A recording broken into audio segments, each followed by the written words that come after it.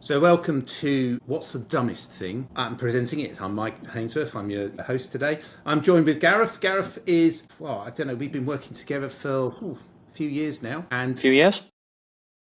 we were just talking off camera a little bit about your past history and whatnot. And so, obviously, Gareth, at the moment, you're what? You're Crest accredited, and you're also able to do auditing for Cyber Essentials. Plus, you're running your own company in terms of doing consultancy for security work as well. And then there's your history. You've been in the military for quite a while, I guess. We were just talking about that. REME, which is the Royal. Well, you're going to finish off the. Royal Electrical and Mechanical Engineers. There we go. And I was getting I was getting them confused with the Royal Engineers and then the Signals as well. So not that I know anything about that sort of thing. Anyway, cool. Well, look, I tell you what, is there anything else that I've missed out from your bio in terms of what you'd like people to know about you and what your history is and so on and so forth? I think you pretty much covered it in a nutshell. I spent 24 years in the military, joined up as a boy soldier, and then at the end of 24 years realised that there wasn't much need for weapons and tactics instructors in Civvy Street, and fell into cybersecurity, particularly offensive cybersecurity, so penetration testing, red teaming, that sort of thing. And then in 2022, myself and a friend of mine called Lewis, we started our own cybersecurity consultancy called Incursion Cybersecurity. A lot of people don't know what an incursion is. Mm-hmm. And an incursion is a small or brief attack. Right. So hence we do small and brief attacks. So incursion cybersecurity. Yeah, that's a good name. And then from there, obviously we met and we've been working together for the past almost 3 years now, I think. Yeah, that's right. Coming up to. Yeah, it's coming up to. Yeah, time flies. Yeah. Good. So, well, the title of today is "What's the Dumbest Thing," and that's kind of come from working with yourselves and other people in similar positions and such. And it's just when you're on your own chatting, and you just suddenly somebody will go, I met these guys yesterday, or I did this work for these guys, and I can't believe that they're doing this. And you just sit there and you think that just sounds so dumb. So it's kind of like I thought there must be for every consultant an example, at least a handful of the dumbest things that they've ever seen and thought, why are they doing it like that? And that might be somebody's boss, it might be somebody's employer, it might be somebody that you're consulting for, who knows? So I just thought it'd be interesting to kind of tell the world about some of these dumb things, just so that people can make sure that they don't replicate the dumbness.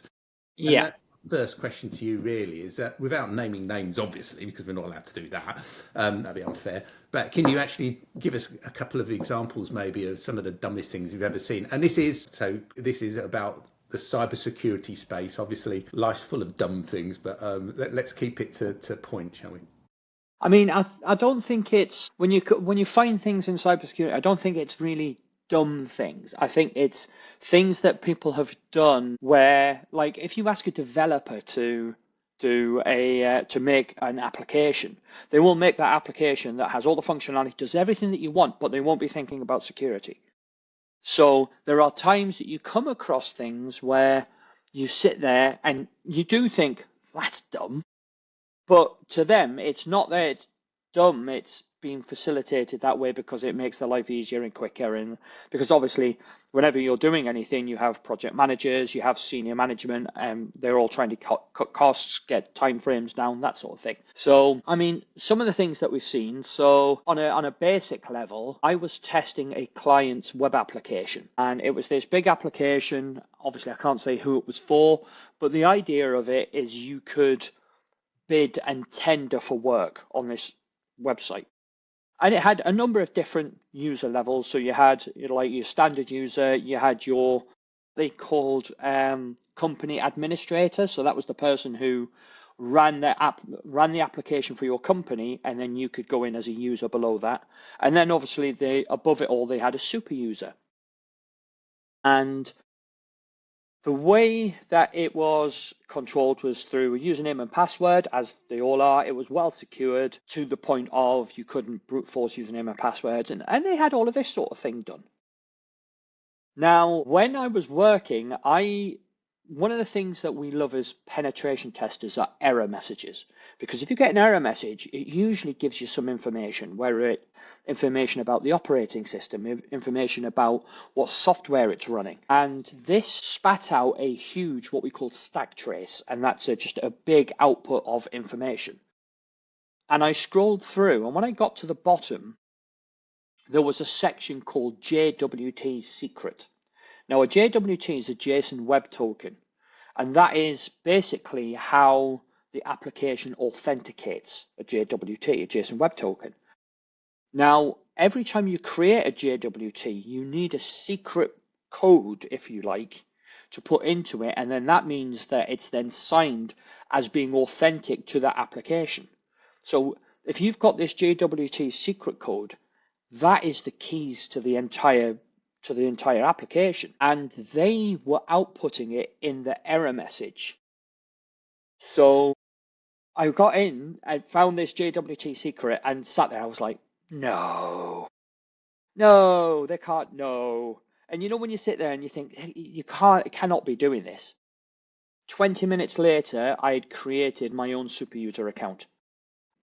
And I had full control, and they wouldn't have known I could do this. So from there, I can then start doing things like manipulating the whole application. So obviously it's for tendering of work. So what I can do is I can remove competitors' bids. I can say that I've won a bid and then go back in retrospectively and drop the price. So where they said, congratulations, you've won this bid at 100,000 a year. Now I've won it at 10,000 a year. So that was not so much a dumb thing, but it's a misconfiguration which led to something being pretty silly. It's the thing is, from the outside in, you look at even that dumb, but actually, when you think about the analysis of how it happened, you can see that it's not that it's illogical. It's just that somebody, however they were working through it, they just thought that was the right thing to do, or they simply overlooked it. And yeah, and that's interesting because I think overall one of the biggest problems in any kind of IT infrastructure or any organisation, it's not the actual physical hardware. It's what they call, I learned this a couple of years ago. It's the wetware, really. It's us. We're the squidgy things in the middle. It's a bit like when Clarkson was driving around in a Mercedes from all across Europe to, I don't know, Liverpool. He was saying the car was okay. It was him that was sat behind the wheel that was the problem. And I think generally speaking, that's where you are with all of this.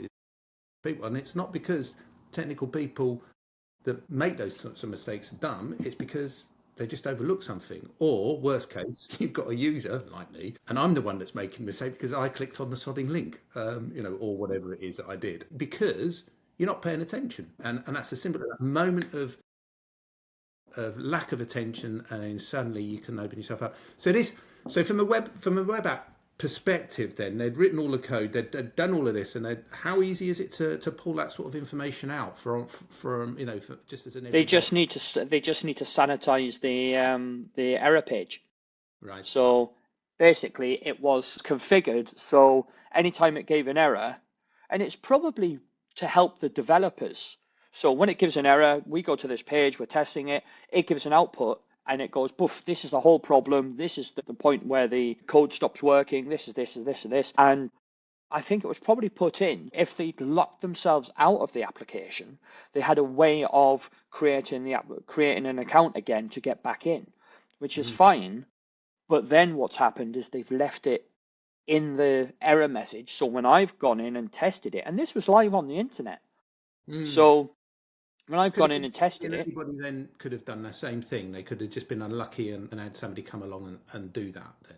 Absolutely. Any company that runs a website can have issues like this. And it's not something it doesn't have to be something as catastrophic as your JWT secret being in the error message. It could be something as simple as username enumeration.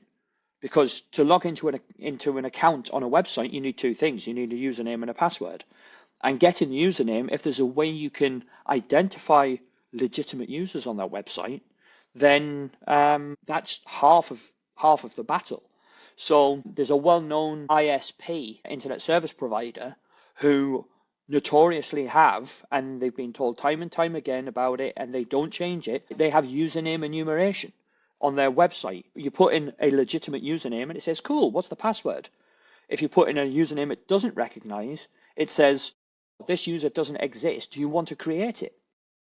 So now I can then use a data breach, for example, and then rotate that through, and it'll say, yes, this account exists, this account doesn't. And it'll tell me exactly what I need to know. Okay. Cool.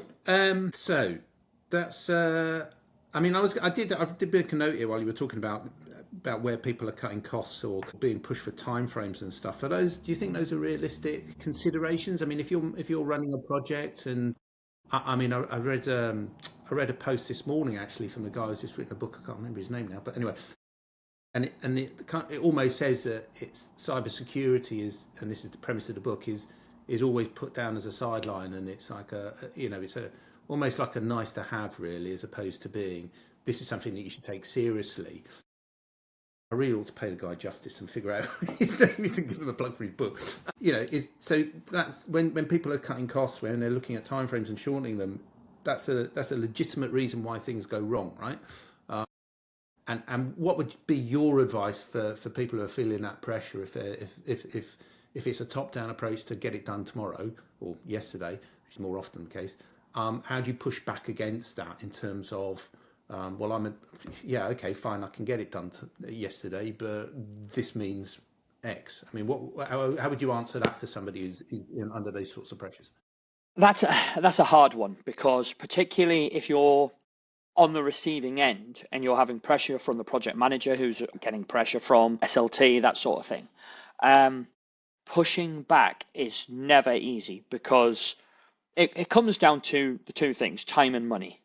And time is money. So at the end of the day, everything comes down to money. That's what they're trying to do. They're trying to save money. They're trying to make money using this application. And if you're having to push back and say, I don't believe this is going to be ready in time, and you're getting pressure saying, no, it has to be, then you have to make them aware of the potential consequences. So then if something does happen, you can say, look, I made you aware of this. So is there a possibility that, well, it's not even, is there a possibility? You need to understand that you took this on at risk because I made you aware of these issues as we were going through.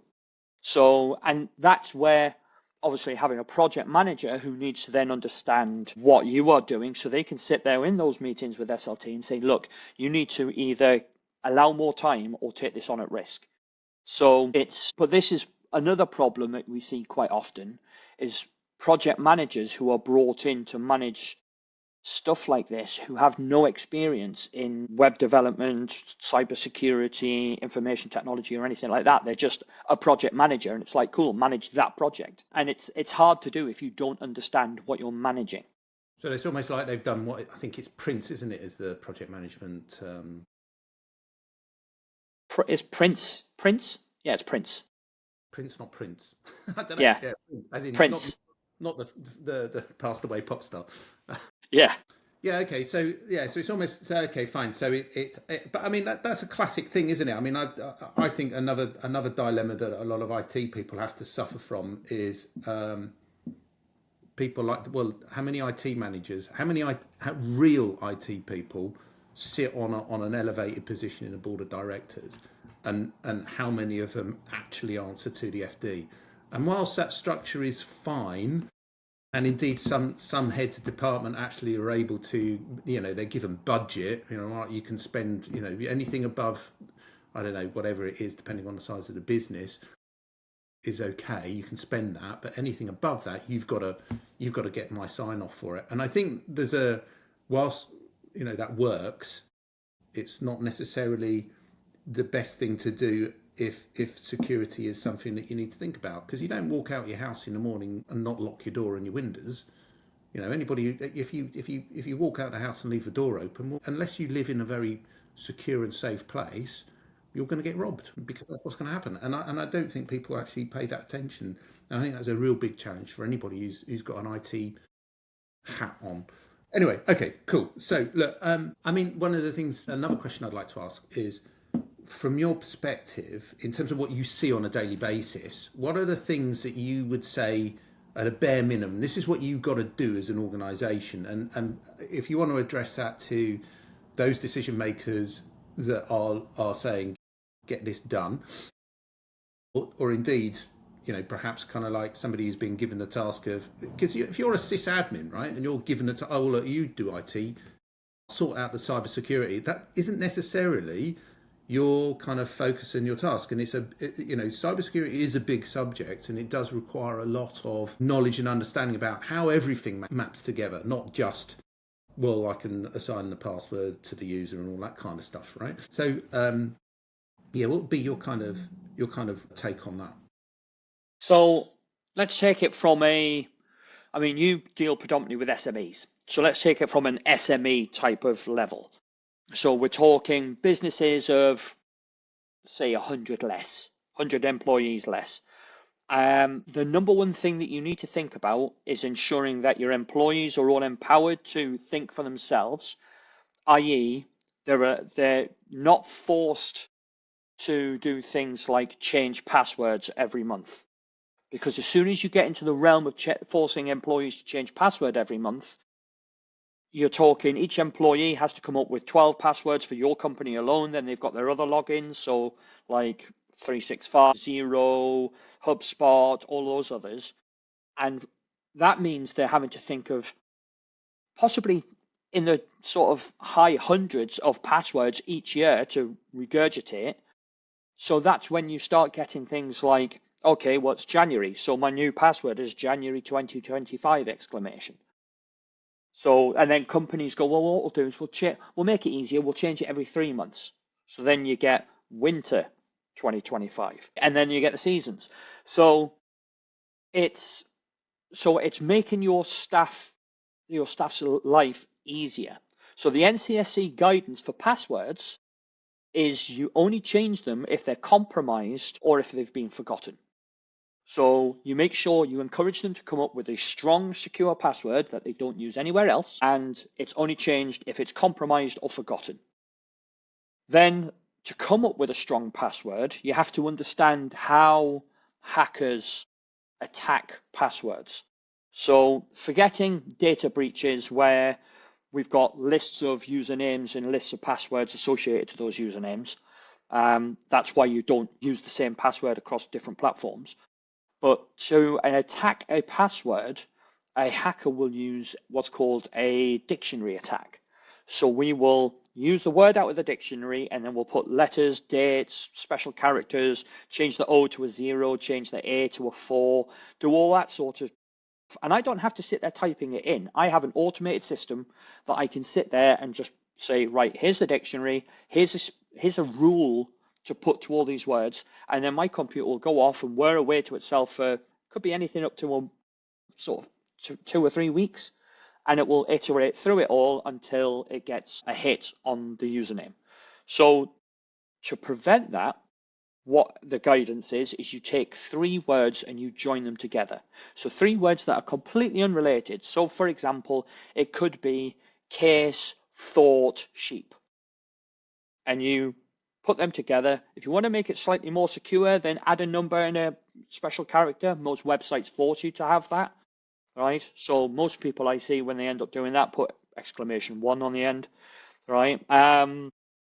But having those 3 words put together means that you are exponentially increasing the amount of tries that a hacker's going to have to do. He's going to have to go through the dictionary 3 to the power of 3, like to the power of 3 on how many words there is in the dictionary. So he's going to be there forever. So that's the first one, is secure passwords.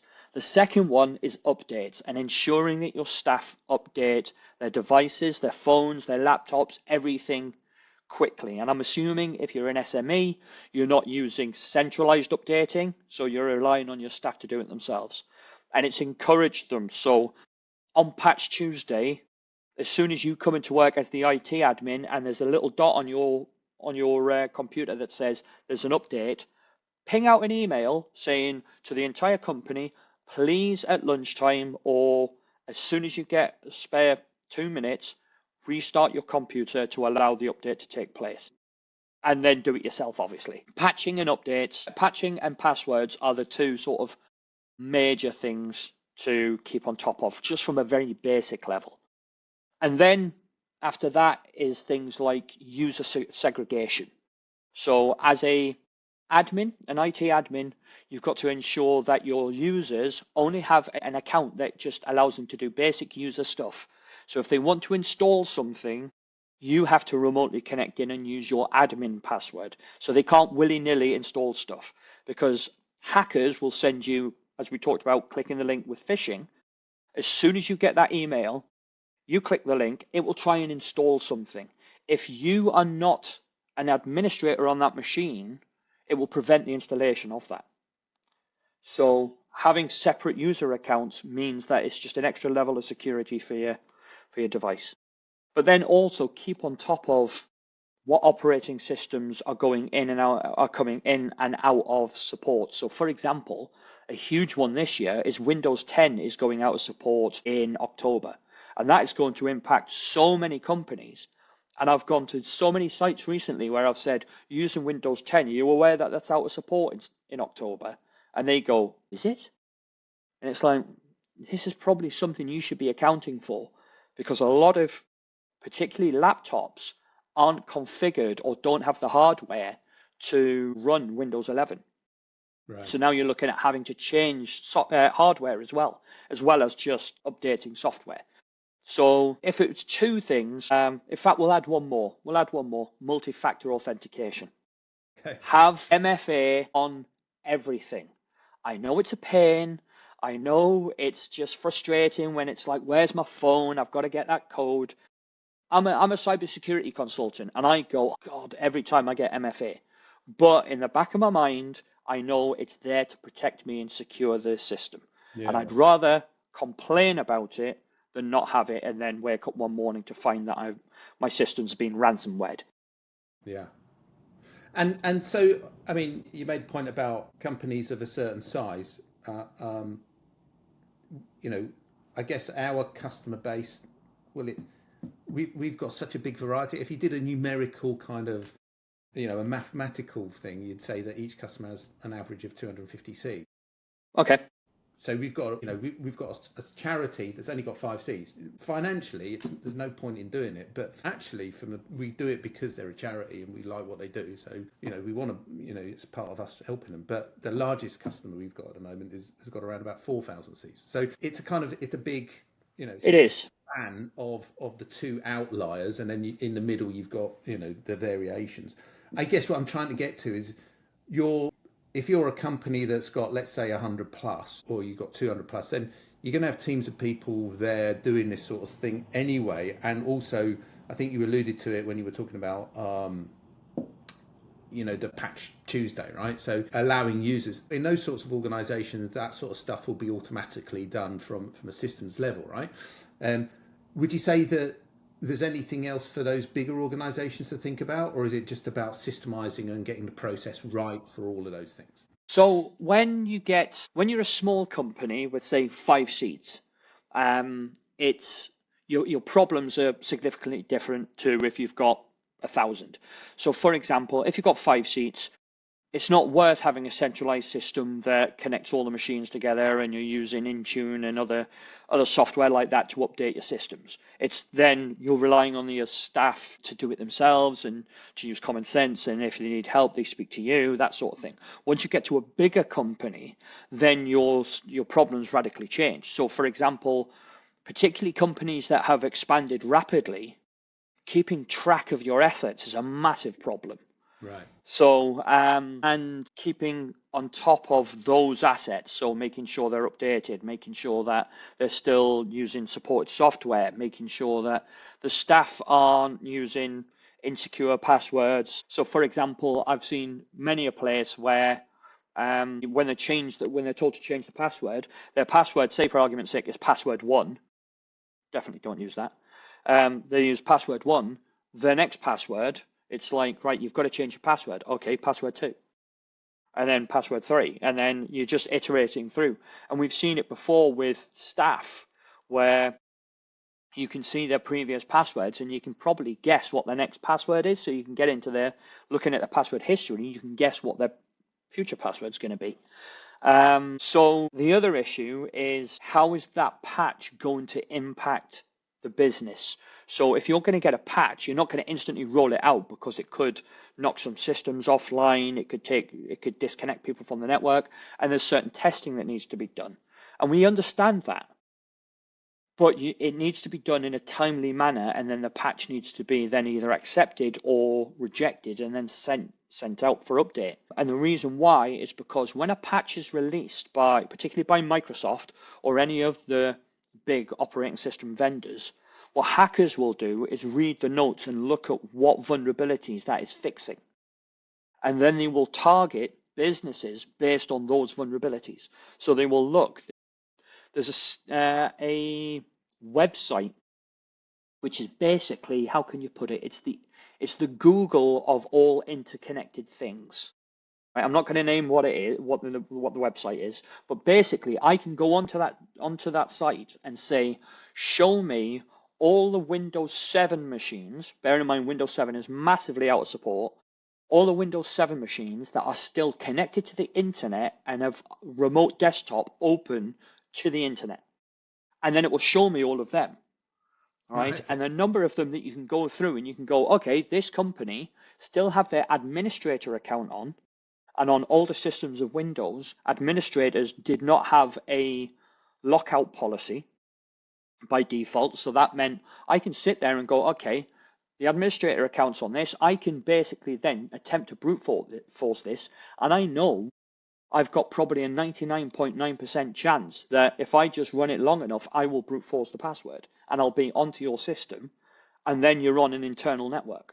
So it's understanding not only what patches need to be updated and getting the patches pushed out in a timely manner, but also understanding what services you're exposing to the internet and why are they being exposed to the internet. Because it could be just something as simple as an employee has just exposed a port to the internet to get something crossed over, and then they were supposed to close it down. They got sidetracked. It's now been left open. And that's why pen testers come in, because then we can check what's open and what's not.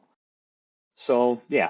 That's a really important thing you mentioned, that because there's a thing in kind of, was it, in terms of mindset and coaching and whatnot. It's like, you don't know what you don't know, and that's the Yes, whole purpose of having somebody external, a third party, that's going to sit there and do a vulnerability scan or a pen test, because you don't think you've done it all right. You think everything is tidied up, and the amount of people we reach out all the time from a marketing and sales perspective, and the feedback we get from those people who are polite enough to respond to us is, it's all covered, we're all good, and great. That's true. Maybe you are, but you don't know what you don't know. And the thing is, I think you say this a lot, and it's like, you as a pen testing professional, you're saying this to the customer. You only have to be lucky once. No, I sorry. do. Yeah, as a tester, and indeed as a hacker, they only have to be lucky once. Whereas the organisation has to be lucky every day, in that it's not targeted and not hit upon and all the rest of it. So, and I think I just don't see how people can't take this seriously. And it's like, well, okay, yeah, I do get I get regular pen tests all the time. Okay, that's good. I don't think a lot of people actually do get enough. And I think so I was talking to another business owner not so long ago, maybe about 2 weeks ago, and this is going to come on to the next question. It's like questions. So we've asked a load of customers, what are the things that are important to you? What is it that's concerning you right now? And I'll give you a shout out about a couple of them. So clearly AI came up. That's a biggie. Remote working, mobile devices, still, which I thought was interesting. But I think really being able to implement a structured approach to how AI is working within the organisation, and given that this is all right. We're recording this on the 4th of February 25, and what is it, last week or the week before, about DeepSeek and all the kind of Yeah. which are going on about that. That's interesting, and that's actually going to be a topic on another on the next one. Is specifically around that as well. But anyway, another thing was, I get cyber essentials done. And do I really have to pay for an IT company that's managing all of our systems, like effectively a month's worth of service just to do a cyber essentials kind of submission. Now, given that the submission for my ESME is what, it's like 600 or 650, something like that at the moment. I mean, Yeah, it does go up every year, doesn't it? yeah, it does. Not that I'm bitter, but so, but it does take time as well for somebody to sit there and go for it. But if you've got a firm that's actually managing like the IT infrastructure, then you'd think that they'd be able to rattle off something like that within the course of hours as opposed to days. That was my response to him. Not being one that we would want to take on the business of doing IT support for a business. That's a different thing. Anyway, I'm waffling. What I should So, can I just go back to what you said? Sorry, can I just go back to what you said? The part about you don't know what you don't know. So, the way hackers work is they will not target, unless you've really annoyed them, they will not target your company directly. So hackers, unless you've got some worth behind you and you're worthy of attacking, like a bank, like the government, like the military, CNI, that sort of thing.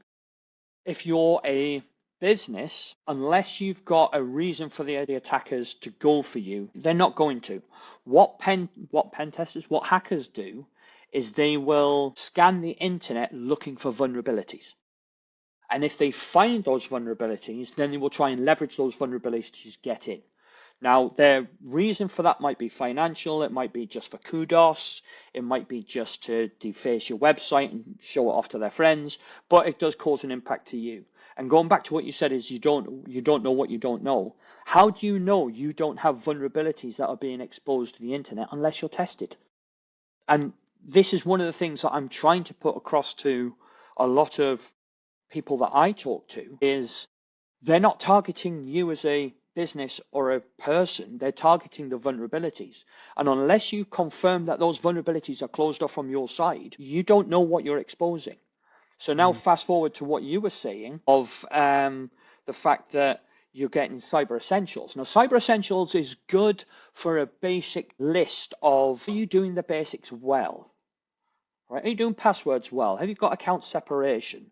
Have you got multi-factor authentication? Are you keeping your systems up to date? That sort of thing. But it's totally different to a penetration test, because a penetration test says, okay, this is our current state of play. What can you do with it? So the answer might be, I found this vulnerability, and this vulnerability. And individually, I can't do anything. But if I chain them together, then I can go from being a person sat on the internet to somebody who's an administrator in your internal network. So, and that's something that Cyber Essentials doesn't do. So Cyber Essentials doesn't scan your network. Cyber Essentials Plus does. It does a scan, but Cyber Essentials doesn't. So for example, there's a protocol, it's quite an old one, but it's still in regular use, called File Transfer Protocol, FTP. And there is the simplest hack in the world is if FTP has anonymous access, so you use the username of anonymous and it doesn't ask for a password.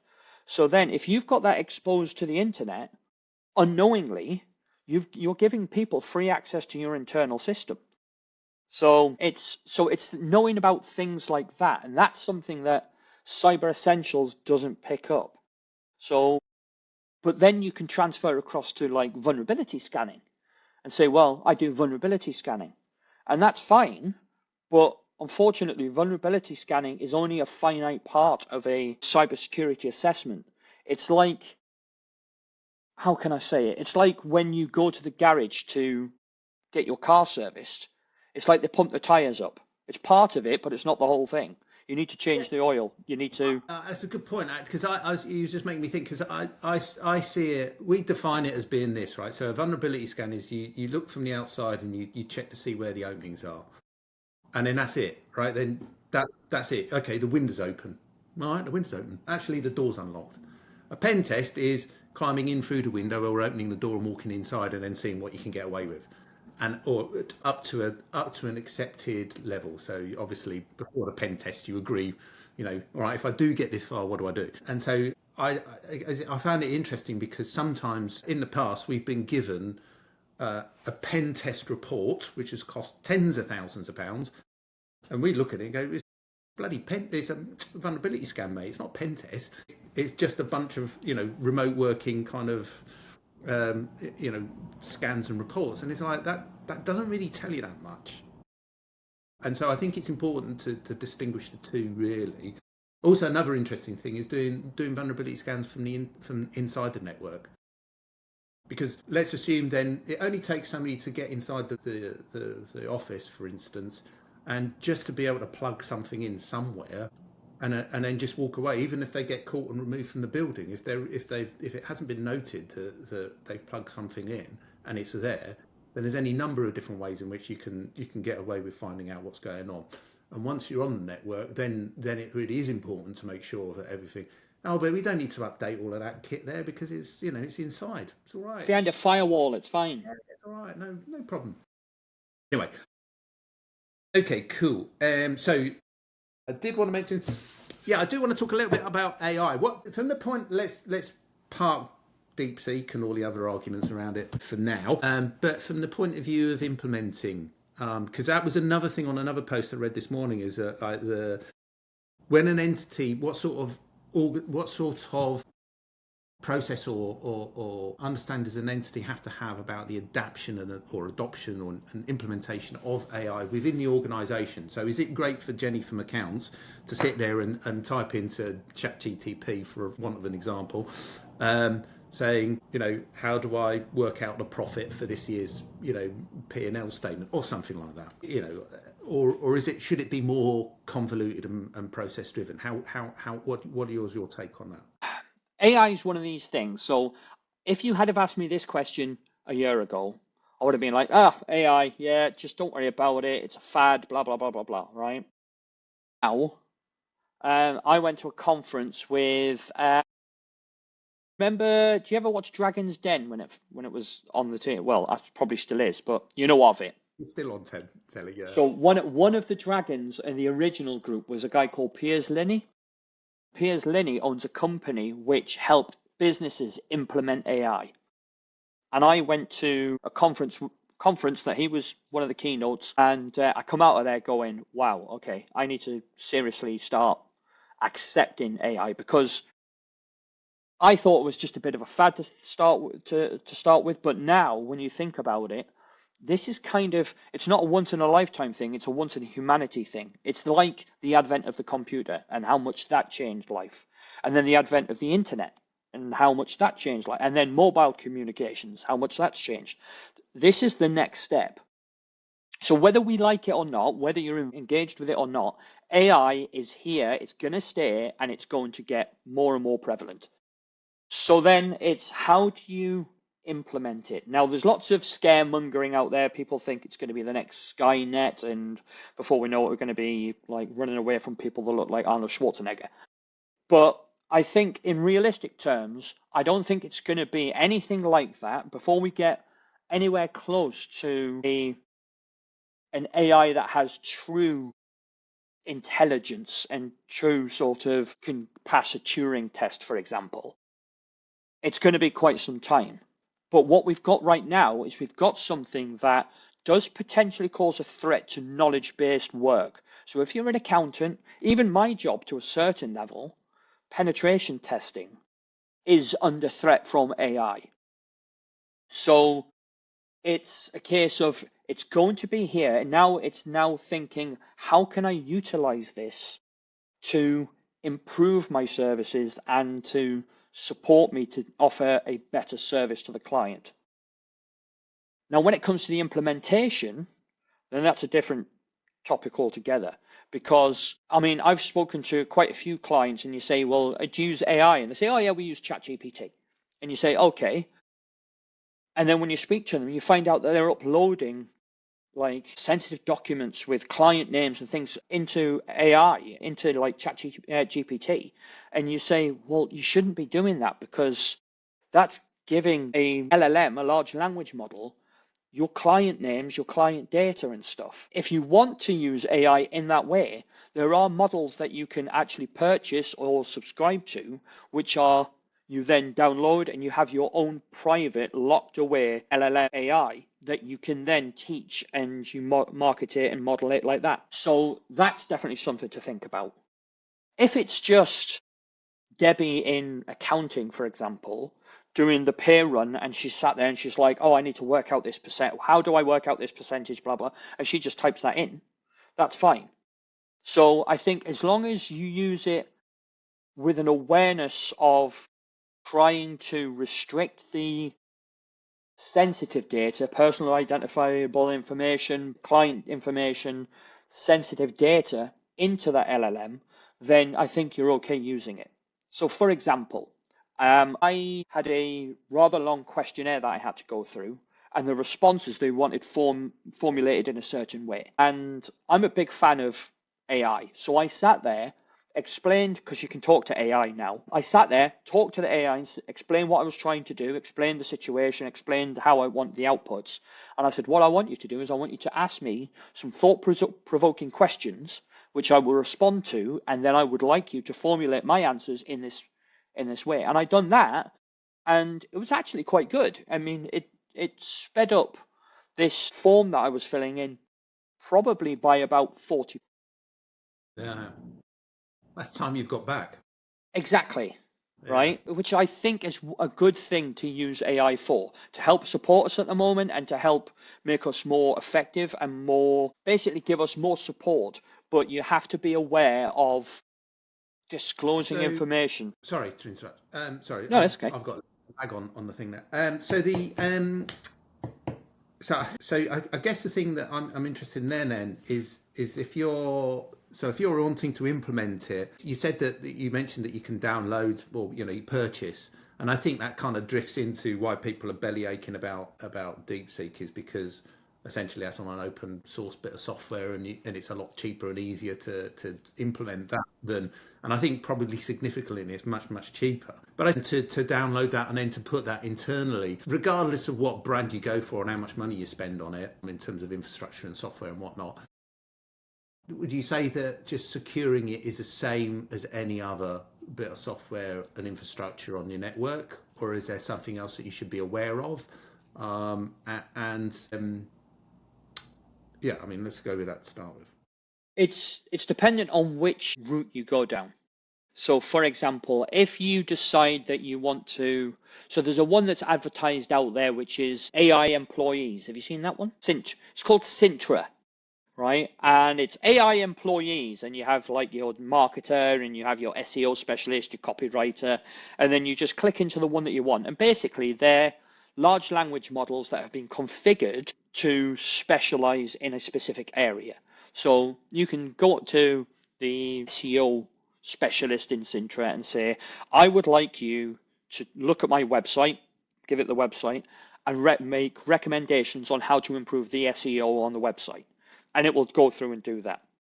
Now, the problem with that is, although you are paying for an isolated environment, it's still held and owned by another company, right? So it's in the cloud. So a bit like if you use Office 365 and use the SharePoint, all of your stuff is uploaded to the SharePoint cloud, basically. Yes, it's your own isolated area. So it's an awareness of that. So if you're using DeepSeek, for example, you're uploading it to the cloud. But the concerns a lot with this one is the fact that it's Chinese owned. So are the servers for that? I haven't dug too deep into this at the moment, but are the servers for that located in China? And if so, are you uploading your personal or your business data to China? There's another way of doing it in which you can have your own local isolated environment where you download the AI and then you train the AI from there, and then it's completely isolated. But then you have the issue that sometimes it can be completely isolated from the internet, so then it's stopped learning from when you've installed it, and then it doesn't really advance. So it's dependent on what you want and how you're going to utilize it. But then you have to think about, where's the data going? What do I want it for? Does it need internet connectivity? So there's lots of different sort of angles. So I think it's like anything. As long as you put in a bit of thought, put in a bit of time, and you use it in a well thought out, structured way, I think you'll be okay with it. Because, like I say, it's good when it does its stuff well. It's very, very good, and I Yeah, think it's only going to get better. So why not take advantage of it? Just have an understanding of how it works, where's the information going, how's the information being processed. right. No, that's cool. And I think there you go. So if you do download it and you do install it internally, then it's only as good as the data that it's got to research on and reference. And Yes. that's why Yeah. having it open to the wide internet, it's gonna wide internet. How old am I? Open wide to the internet would be probably a better word. But yeah, so it probably that would enable it to have more kind of more visibility and greater learning, I guess. Okay, cool. Um, well, look, I think we've covered quite a lot actually, so that's really great. So first of all, Gareth, thank you very much for turning up. Thanks, mate. I hope you've enjoyed it. For those that have been listening, I hope you've enjoyed it too. If there's any questions that you've got as a listener, send them along. Let us know what they are. And indeed, and if on any of these podcasts, whatever that we do, if you're listening or watching and you disagree with anything that's been said here, then let us know, because we'd be happy to. In fact, and if you've got, it might be the case that we can invite you on and have a chat, and you can give us your opinion, because this is about sharing information at the end of the day. If we can provide things which are of value to those people that are in the business, then that's great. Yeah, so there you go. Thank you very much. Awesome. Thanks, Mike. All right, mate. I'll just get my mouse to work and I'll stop the recording. But it's not working.